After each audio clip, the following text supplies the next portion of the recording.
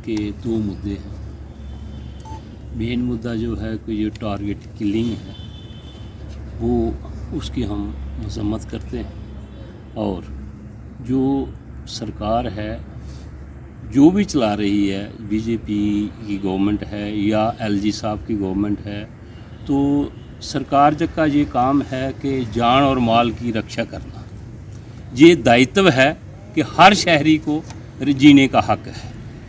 तो ये targeting killing हो रही है। हमारे भाई कोई मजदूर है, कोई मुलाजम है, कोई उधर जो हमारे भट्टे के मजदूर हैं, उन पर जो है वो फायरिंग हो रही है और टारगेट किया जा रहा है। तो क्या ये एक डेमोक्रेटिक गवर्नमेंट में ऐसा होना चाहिए? इसकी जिम्मेवारी किसकी है? क्या इसकी जिम्मेवारी जो है वो जो होम डिपार्टमेंट है उसकी नहीं है? क्या ये जिम्मेवारी जो है वो एलजी साहब की नहीं है कि हर आदमी को की जान और माल की रक्षा करना? दूसरा, पिक एंड चूज़ की पॉलिसी नहीं होनी चाहिए। जो ड्यूटी पर मरा है वो शहीद है, जिसको मारा गया, मरा नहीं है, उसको मारा गया है, उसकी हत्या की गई है, तो उसको शहीद का दर्जा मिलना ही चाहिए। दूसरा, जो अगर सरकार ये सोचती है कि अभी हम इतनी जल्दी कोई पॉलिसी नहीं बना सकते, तब तक उनको घर में बैठे, कोरोना में भी तो लोग बैठे थे, घर से पढ़ाई करा रहे थे। अब तो लोगों को चुन चुन कर मारा जा रहा है। अब तो लोग जो हैं वो घर से भी पढ़ाई करवा सकते हैं। तो अगर हम ये भी मांग करते हैं कि अगर ये पॉलिसी आगे के लिए चलती है तो उनको हमें आबादी के लिहाज से जम्मू में जो है वो रिजर्वेशन को बढ़ाया जाए, और जहाँ सेंटर के मुताबिक जो भी है 15% है सेंटर में, हमें शेड्यूल कास्ट को 15% दे दी जाए। तो ये हमारी मांग है। दूसरा, हम ओबीसी के लिए भी कहते हैं कि उन्होंने कहा था कि ये जब 370 हट जाएगी तो कोई अड़चन नहीं रहेगी, लेकिन अफसोस की बात है कि अब 2.5 साल हो गए, ये भी हो गए, तो अभी तक उनको 27% रिजर्वेशन नहीं दी गई है। हम ये भी मांग करते हैं, अब इन्होंने तीसरा शगुफा शुरू कर दिया है कि मतलब एसटी स्टेटस टू पहाड़ीज। हम चाहते हैं कि पहाड़ियों को भी दो, लेकिन not at the cost of reservation of STs. जो गुजर बकरवाल हैं उनका काट कर नहीं दो, उनको उनके हिस्से का नहीं दो, आप रिजर्वेशन बढ़ा दो। जो आरबीए की है वो कम करके तो वो बढ़ा दो।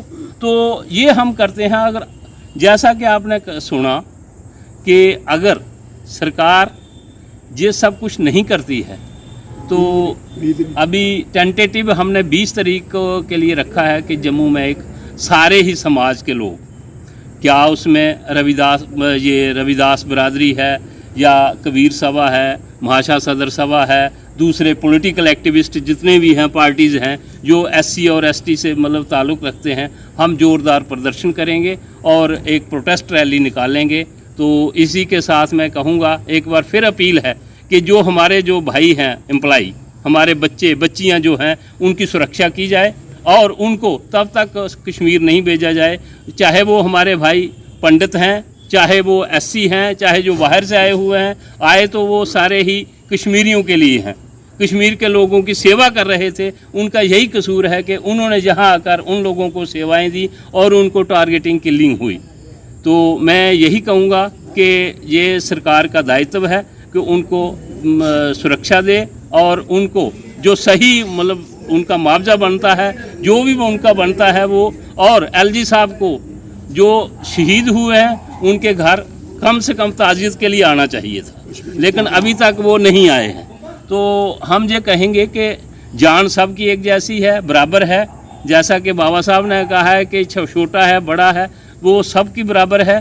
तो ये नहीं देखना है कि एक बड़ा आदमी लीडर मर जाता है तो उसके घर में 10 बार जाना है, और एक जो मजदूर मर जाता है उसकी कीमत कोई नहीं है। वो भी अपने माँ बाप से का बच्चा है, वो भी किसी का भाई है, किसी का खामद है। तो इसी के साथ मैं अपनी वाणी को विराम देता हूँ। जय भीम, जय भारत। आज हम आपके मीडिया बंधुओं के माध्यम से आज की जो प्रेस कॉन्फ्रेंस है उसमें 2 मुद्दे हैं।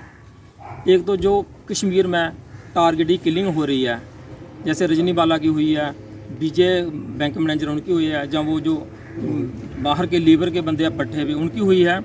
इस पर शासन और प्रशासन को जल्द से जल्द कोई सख्त कानून लाना चाहिए ताकि ये 1990 वाला जम्मू कश्मीर ना बने। दूसरा मुद्दा था हमारा जो आज 20-22 दिन पहले हमारे डीडीसी के मेंबर हैं मान सिंह जी, उन्होंने बड़ी अभद्र भाषा में हमारी जो शेड्यूल कास्ट कम्युनिटी है उनको हर्ट किया था, जिसके मसले में हमने पहले भी 2 बार कॉन्फ्रेंस की थी। शासन और प्रशासन ने कोई भी उस पर कार्रवाई नहीं की है। इधर से कम 40 बंदे SHO बसोली, SDPO बसोली से मिले थे कि इन पर सख्त से सख्त कार्रवाई की जाए और SC/ST एट्रोसिटी एक्ट के तहत इन पर मुकदमा दर्ज किया था, जो आज तक नहीं हुआ है।